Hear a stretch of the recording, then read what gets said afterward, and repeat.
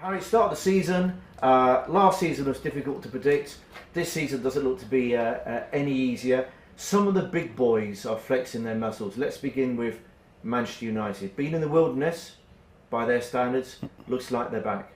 Well, I went yesterday to watch them play, and I was at Bournemouth, and they look strong. Got a very strong squad.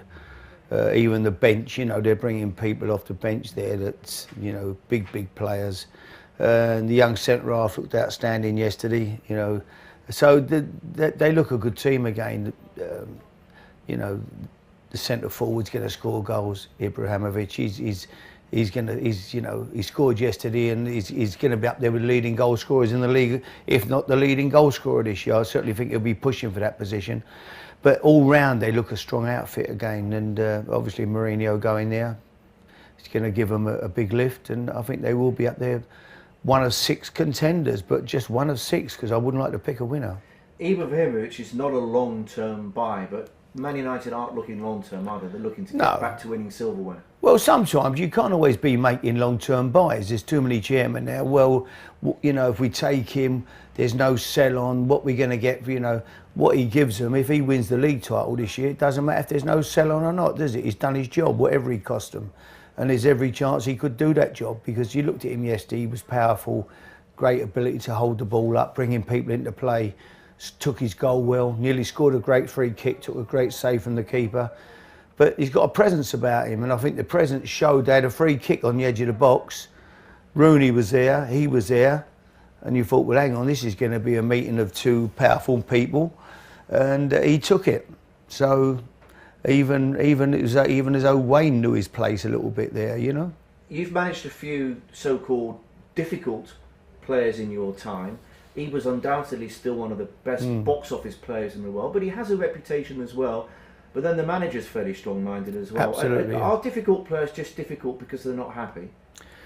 Again, it's a case of keeping them. You've got to keep them happy, haven't you? They've got big egos. You've got to keep massaging that ego.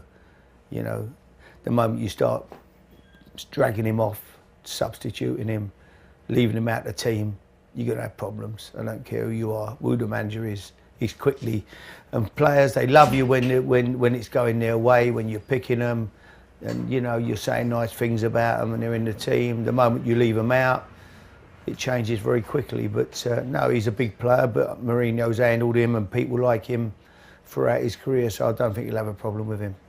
They've broken the world transfer fee, 100 million for Paul Pogba. What's your thinking about that, Harry, in terms of the price, and where does this end, and whether it was a good deal? Well, it's an amazing amount of money for a player, and especially for Man United. They must, when you've given someone away for almost nothing, and then you're paying 100 million to take him back, it must be a very strange feeling. But listen, he's obviously a top player. I watched him in the Euros. He didn't take the game for me. The final. You're looking for him to take the game by the scruff of the neck, and he didn't. But he's obviously he's going to be a big asset to them. He's big, he's powerful, he's a good player, can score goals.